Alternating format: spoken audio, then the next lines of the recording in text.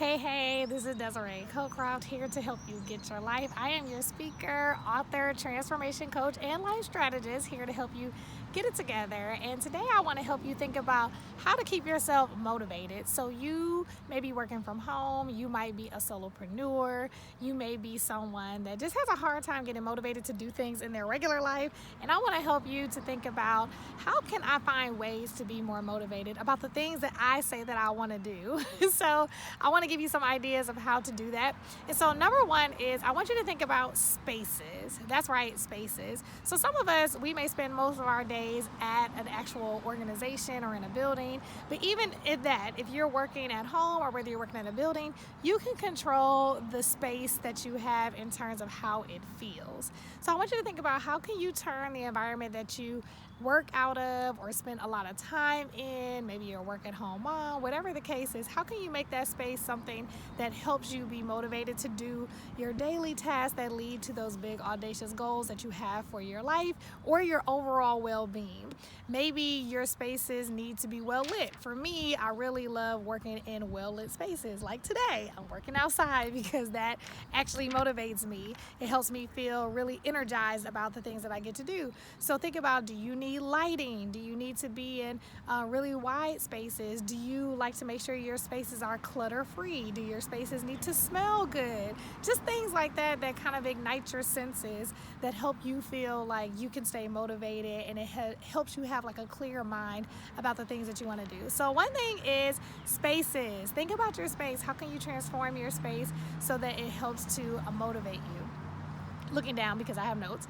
So the other part is time of day. So especially if you have a flexible schedule, some of us don't always have as flexible of a schedule. If we're working a traditional 9 to 5 or a second shift, we have a very, specific schedule that we have to follow on a regular. So whether you follow a specific schedule for work, or if you're someone that has a lot of freedom around how you spend your time, think about, regardless of which one it is, are you best in the morning to take care of some of those personal needs and personal goals? So maybe you need to rise up earlier so that you can, take care of yourself in the beginning of the day. I know I am better when I take care of myself at the top of the day, because then the rest, it kind of sets the tone for the rest of my day. And then just having a really good night routine. Otherwise, I'm really off. And some people are really good at the end of the day, like they can just kind of roll into their day, but at the end of the day, they need to do some things to decompress after work, and really kind of get themselves in a positive space in that time between work and bedtime. And that's really good for them for their self-care and just to take care of other goals or to really dig into their relationships, all of that.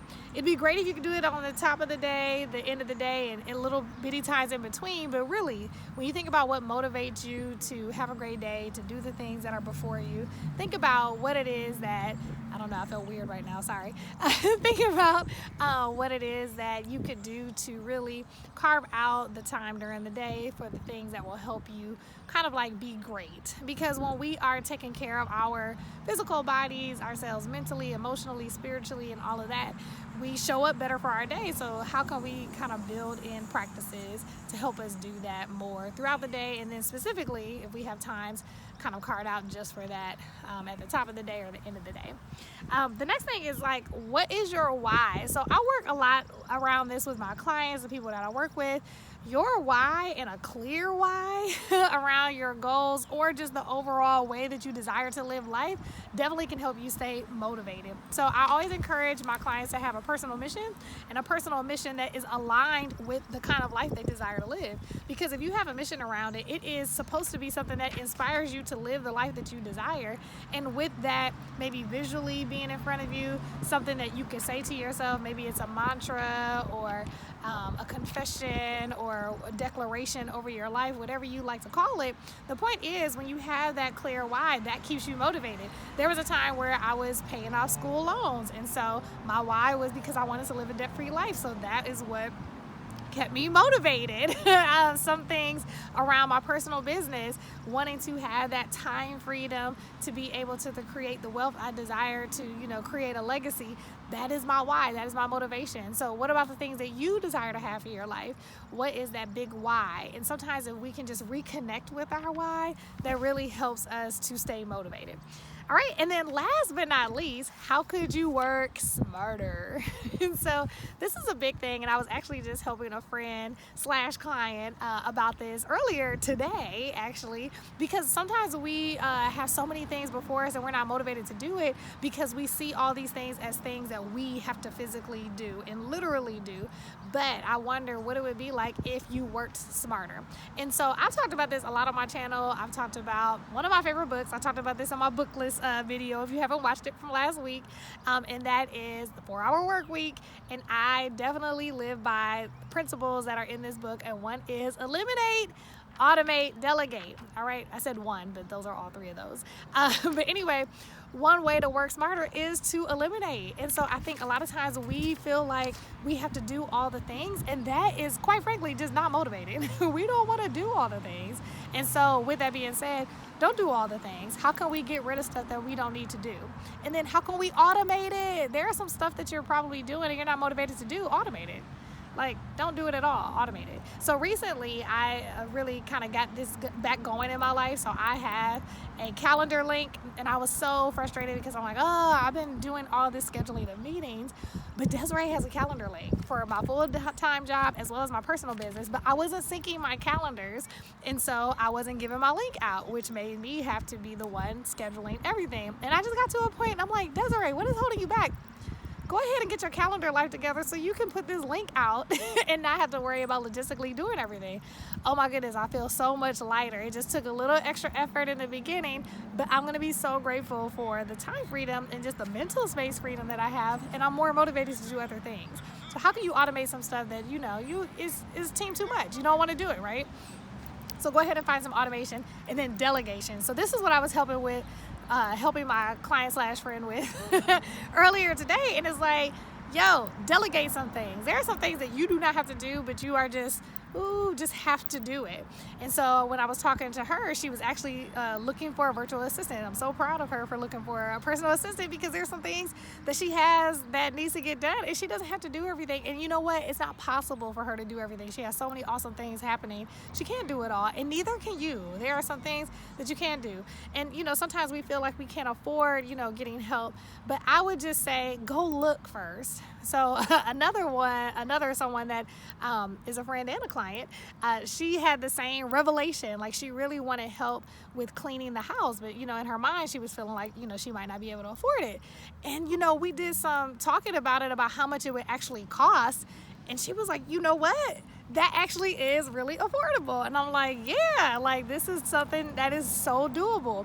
But sometimes we just kind of write it off because maybe we only looked at one quote, or we hear what people have to say, but we haven't looked at it for ourselves. So keep yourselves from talking yourself out of it and go look. So if you're looking for help in a lot of different things, I love using Fiverr. Fiverr is kind of like my go-to when I'm looking for virtual help on different things for my business, and some things for my personal life and my nonprofit. TaskRabbit is something that I've taken advantage of when I wanted someone to help clean my house. I found a virtual assistant on there, and it has really been great for me, as well as Thumbtack. So Thumbtack was something that I looked for mostly for photographers, videographers, and I've used it for makeup artists. So those are just some different things. If you feel like, I don't know anybody and I don't know how to find someone, you could start there. And then obviously, in these social media streets and Mama Google, you could definitely find some help with some of those things then. So I hope this was helpful. I hope these were some things that could really help you stay motivated on your task.